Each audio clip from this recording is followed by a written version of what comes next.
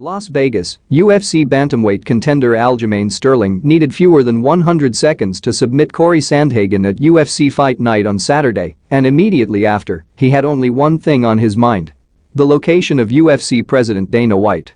"Dana, where you at? Where you at?" Sterling yelled inside the UFC's empty Apex facility.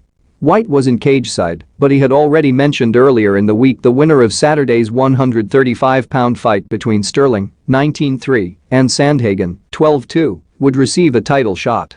The title is currently vacant following the surprising retirement of former champion Henry Cejudo. Petr Yan and Jose Aldo are expected to fit would be hard to deny Sterling, ranked number 2 by the UFC, of a shot at this point.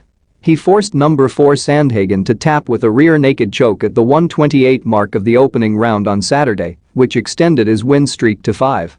He has won 7 of his past 8, with 2 finishes. Sterling immediately moved into Sandhagen's hips in the opening round and jumped to the Colorado native's back before Sandhagen knew what hit him. From there, Sterling secured a body triangle and calmly applied the finishing submission, his 8th career finish by submission. The New York-based bantamweight became the first person to finish Sandhagen in his professional career. "I'm a Viper, the human backpack," said Sterling, who earned one of the Performance of the Night bonuses. "I put these hooks in and you aren't going anywhere, you're going to be there for a very, very long night. I'd for the belt this summer. I heard his coach say, he's just looking to wrestle and I said, yup, haha. That's my game plan, pressure forward. Elite wrestlers can really dictate the pace of a fight, especially if you are competent on the feet. That's what makes us more dangerous. Striking is fun, but it hurts a lot more, I'll tell you that. Wrestling is just an easier, clear-cut path to victory, especially when you are as dangerous on the ground as myself.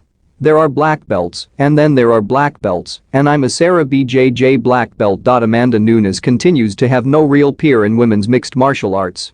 Nunes dominated Felicia Spencer for a unanimous decision victory, 50-44, 50-44, 50-45, Saturday night in the main event of UFC 250 in Las Vegas.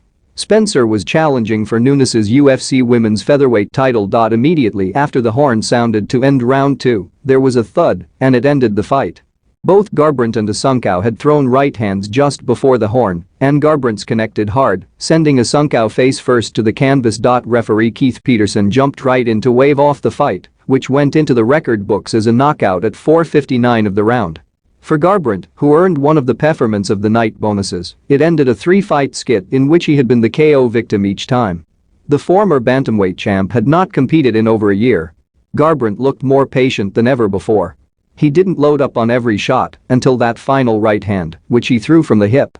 Before then, his poise had paid off against Asuncao, a former lightweight champ who always fights in a measured way. This was the 3rd loss in a row for Asuncao, who is number 7 in ESPN's rankings. Garbrandt is ranked 9th. "It's always great to be in the winner's circle, especially with a knockout over a tough adversary like Rafael Asuncao," Garbrandt said. "To beat the timer like that, it's a little icing on the cake. I haven't won since 2016, I've been through every emotion, in life and career, ups and downs. What I held onto was fighting. I was blessed with a beautiful wife, a beautiful son and the dream in my heart to pursue this and pick myself up time and time again, after getting knocked out and embarrassed to keep that dream alive in my heart. I'm just forever thankful that I was able to keep that passion and that drive through it all. I might have bent, but I never broke. I'll never break in this life. It's a great learning experience for me these last 3 years, and I think it's going to be the best later part of my career to have those life-challenging moments, and just forever grateful to be here and excited for the next one. One of the most consistent fighters in the welterweight division is back on another winning streak. Manny outlasted Martin via unanimous decision, 30-27, 30-27, 29-28, in a back-and-forth fight that was much closer than the scorecards would have indicated.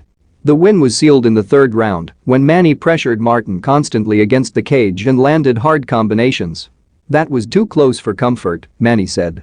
"I didn't like that at all." Manny kept the pace throughout, but Martin had his moments too. Especially in the 2nd round when Martin landed a big right hand that momentarily wobbled Manny. But Manny, ever the workhorse, was able to keep his composure and continue to pressure Martin, which resulted in openings in the 3rd. Please subscribe my channel JHTV and click on bell icon for latest news. Thank you.